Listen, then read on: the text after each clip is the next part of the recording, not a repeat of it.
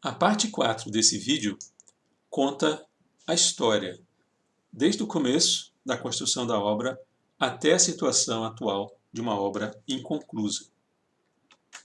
Tudo começou aqui em final de 2005, com aquela primeira reunião do TEMEC. Pouco depois, um ano depois mais ou menos, foi assinado o primeiro dos 4 convênios que aportava recursos para a construção do Impetro. Logo depois, o segundo convênio, coordenado pelo professor Malisca, foi assinado. Nesse momento, a alocação do terreno atrás da Fundação 7, começamos uma série de conversações com a reitoria, com a direção do CDS, sem sucesso. Mesmo assim, os projetos civis eles foram iniciados, cada um dos grupos interessados foi ouvido, suas necessidades, suas demandas, e os arquitetos fizeram um trabalho muito bom, um quebra-cabeça 3D, procurando resolver isso. Nós passamos, então, depois que o Prata assumiu a reitoria, a pleitear aquela área próxima ali da ELASE, do planetário, e não tivemos sucesso pelos problemas ambientais. Nesse meio tempo, o primeiro projeto já tinha se encerrado, de 1 ano e meio, foi feito um aditivo, o primeiro aditivo de prazo. O SAPES nos sinalizou com a possibilidade de utilização daquele terreno, ótimo.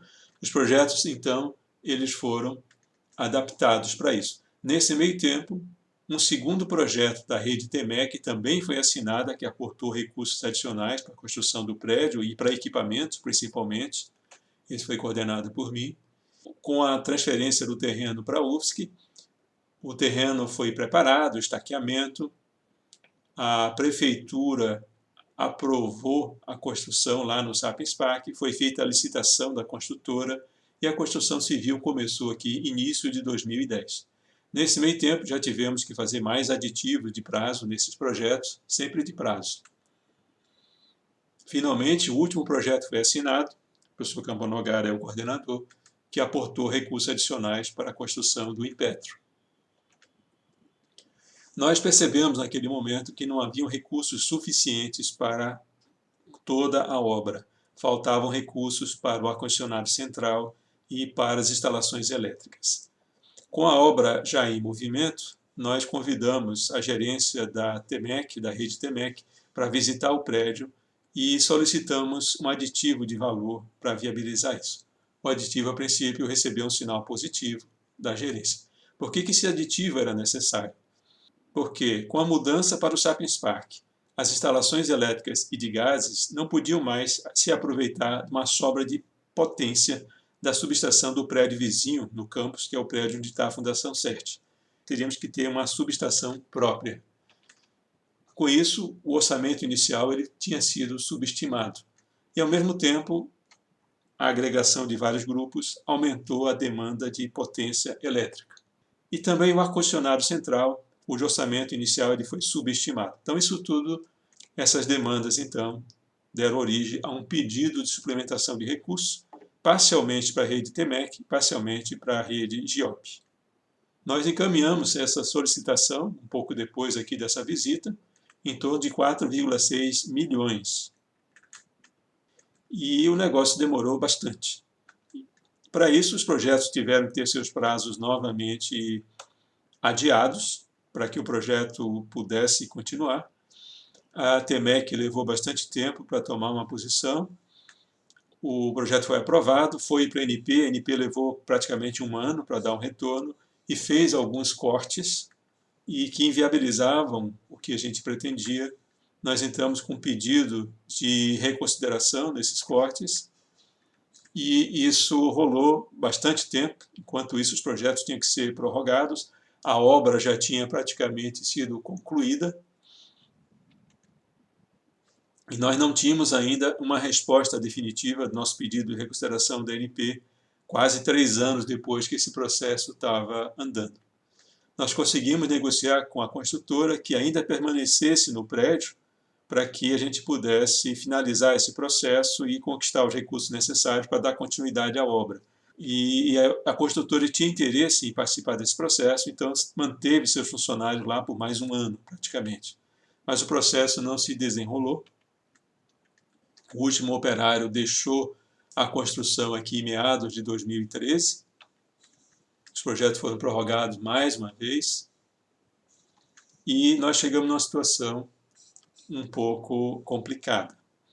Porque se nós pegarmos e somássemos os valores já aprovados e mais o aditivo que a gente estava pedindo dos 4 projetos, a soma superava o teto decisório da superintendência do SEMPS. Ou seja, o superintendente não tinha autonomia para aprovar um projeto tão grande. Isso teria que ir para a diretoria da Petrobras.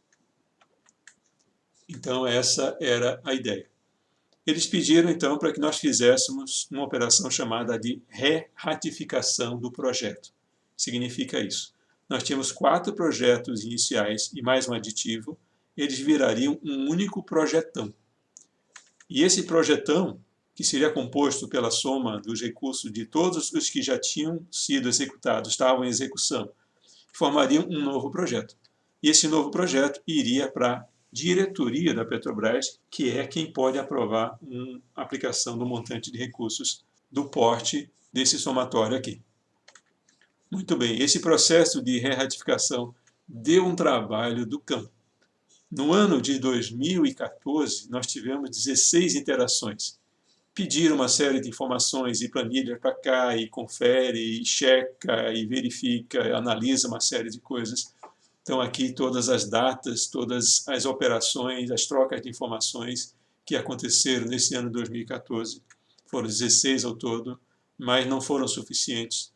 No ano de 2015, foram mais 52 interações, estão todas listadas aqui, pedidos de documentos e visitas e uma série de esclarecimentos adicionais, e faz o formulário um pouco diferente.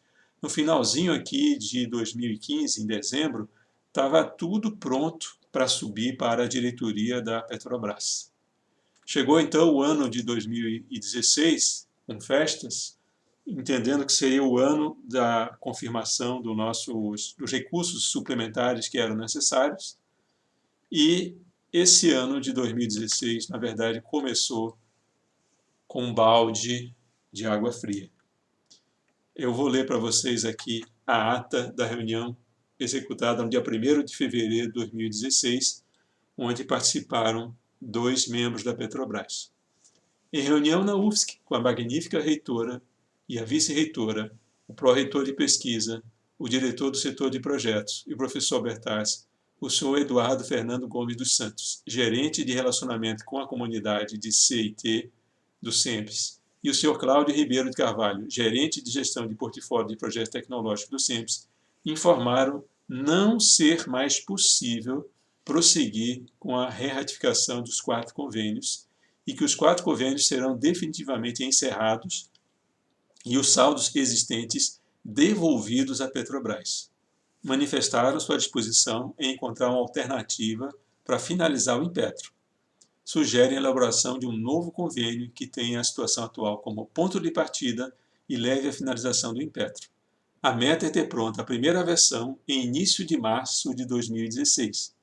Na oportunidade, os visitantes estiveram no impetro para conhecer a edificação.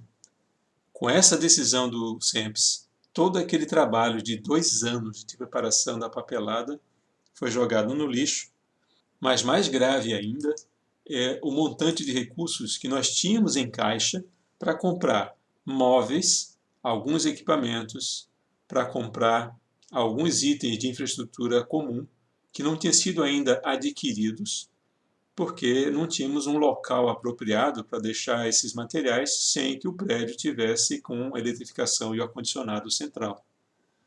Havia, então, uma garantia de que o processo daria certo e que nós teríamos condições de finalizar o prédio e ainda adquirir os itens faltantes. Houve um grande problema com a crise na Petrobras, que levou à interrupção desse processo, e com isso nós perdemos esses 10 milhões que estavam em caixa, que foram integralmente devolvidos para a Petrobras. A promessa de que dentro de um mês nós teríamos uma solução para financiar o impetro, ela não foi cumprida. Nós fizemos a nossa parte, em 15 dias apresentamos uma nova proposta e esse processo nunca se resolveu na Petrobras até os dias de hoje.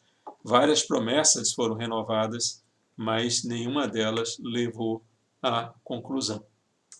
Então, nós começamos a utilizar informalmente o prédio já desde o início de 2013 e uma série de coisas vem acontecendo lá. O processo de re-ratificação foi interrompido aqui em 2016. Foi uma época que, inclusive, começou a crise política da Petrobras, Lava Jato e assim por diante. E esse processo foi cozinhando, cozinhando, cozinhando. No início de 2007, nós organizamos uma missão ao CEMPS. O professor Sebastião, o pró-reitor de pesquisa, e eu. Nós fomos tratar de dois assuntos: encaminhamentos para a conclusão do prédio e utilização parcial do prédio, uma outra finalidade. A conclusão do prédio, ela dependia de vários fatores, e nós estávamos num momento muito difícil para o país e para a Petrobras, com a crise política. Sem ser finalizado, o Impetro deixaria de ser uma grande solução para se tornar um grande problema. O que poderia ser feito? Nós sugerimos para o CEMPS 4 alternativas. A primeira alternativa seria a nossa preferida, a viabilização de um aporte da Petrobras da ordem de 22 a 24 milhões para finalizar e operacionalizar 100% do Impetro em um prazo de 2 anos. Seriam feitos 2 pagamentos, que somariam esses 24 milhões. É uma solução possível na avaliação do CEMPS. A alternativa 2, fracionamento do aporte ao longo de 5 anos, com ativação progressiva de facilidades e laboratórios priorizados dentro de um planejamento previamente acordado. Os aportes seriam divididos ao longo de 5 anos e, nesse prazo, a construção seria concluída. Foi também classificada como uma solução possível e mais provável para o CEMPS. A alternativa 3 era a formação de um pool de empresas da área do petróleo e gás para, em parceria, viabilizar a conclusão e operacionalização do Impetro. Essa alternativa ela foi descartada pelo CEMPS por ser muito trabalhosa, muito demorada, até que se conseguisse a costura de um acordo tão amplo. E a alternativa 4 era uma desvinculação dos objetivos do Impetro do foco inicial, ampliando o escopo do Impetro para, por exemplo, buscar aporte de outras empresas da área de energia. Essa opção ela foi descartada porque a Petrobras já tinha assumido um compromisso com a ANP para que a edificação fosse voltada à área de petróleo, gás e energia. O segundo assunto disse respeito à utilização parcial do 5º andar do prédio para instalar uma unidade de inovação da universidade. A ideia era instalar nesse espaço uma unidade de inovação, a Novus, gerida pela Sinova, que teria uma área de coworking, área de treinamento, área de administração, de apoio para uma série de atividades de empreendedorismo na universidade.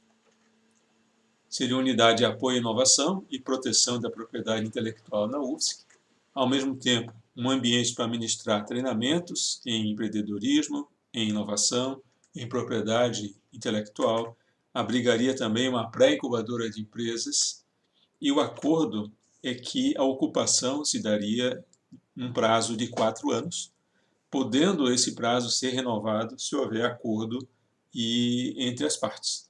A Petrobras foi informada dessa condição.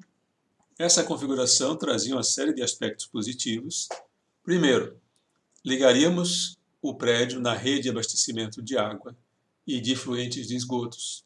Nós aplicaríamos uma energização parcial, é verdade, no prédio principal, no ático e algumas poucas áreas selecionadas, conquistaria uma condição de limpeza regular, vigilância, controle de acesso a ativação dos elevadores que estavam estacionados, uma manutenção básica regular, o que iria diminuir a velocidade de degradação do prédio. E essa experiência de pré-incubação, ela poderia ser transposta futuramente para a área de petróleo, gás e energia. Essa possibilidade de ocupação parcial afasta aquele fantasma do prédio abandonado, o que reduz os riscos do empreendimento ser alvo de sensacionalismo por parte da mídia e inicia um avalanche de ocupação que deve se propagar para outros laboratórios do Impetro. Atividades de inovação e empreendedorismo ligadas à área de petróleo e gás também seriam benéficas para o projeto original do Impetro. As preocupações envolviam o fato do prédio ainda não ter o habite-se, mas a Secretaria de Obras da Universidade entende ser possível contornar essa dificuldade. É necessário ainda obter a aprovação dos bombeiros. Entre os prós e contras, o balanço foi extremamente positivo, assumindo que seriam resolvidas essas questões com segurança e responsabilidade técnica. Os aspectos positivos superam em muito os negativos. Então, para a UFSC e para o prédio, é altamente interessante a ativação da unidade de apoio à inovação. Então, a UFSC recomendava fortemente esse período de 4 anos de experiência. E, com isso, a Petrobras concordou. A Petrobras aprovando, a unidade Novos foi inaugurada em 15 de março de 2018. Essa é a cerimônia de inauguração. O Fiat aqui fazendo um discurso. Aqui está sendo retirada a venda sobre a placa. O então reitor, o então secretário de inovação, professor Cláudio Amante, Rafael Moré, incansável batalhador, o Fiat e eu.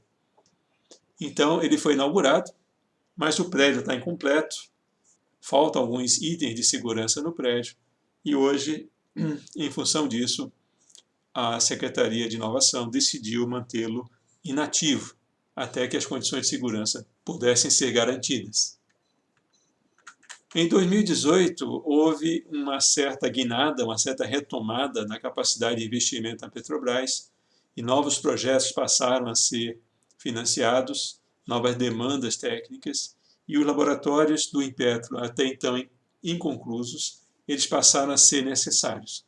Com isso, uma série de oportunidades de financiamento começaram a aparecer para que a gente concluísse isso.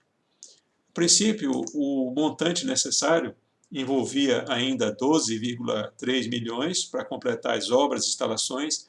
Isso inclui cerca de 2,9 milhões para manutenção e recuperação do prédio, mais 4 milhões e 200 para instalações elétricas, a parte de cabeamento estruturado, o ar-condicionado central, a instalação de gases e o preventivo de incêndio, e alguns equipamentos de materiais permanentes que incluem aqui mobiliário e equipamentos de infraestrutura, máquinas de oficina, empilhadeira e outros elementos que estavam previstos também. Isso somava cerca de 18 milhões de reais. Nós incluímos aqui 5% da taxa da fundação. Essa, então, era a conta mínima que nós precisávamos para concluir o prédio naquela época. Depois da inauguração do Novos, nós recebemos a visita de um gerente do SEMPES, que visitou o Impetro e apontou possibilidades de se conseguir financiar a conclusão do prédio. Para isso, nos pediu que fizéssemos uma reformulação, fizemos essa reformulação, isso foi encaminhada para o SEMPES, mas houveram algumas mudanças internas lá e o processo não andou no ritmo que a gente pretendia. Em meados de 2019, surgiu uma ideia diferente, que vai ser explorada no próximo bloco.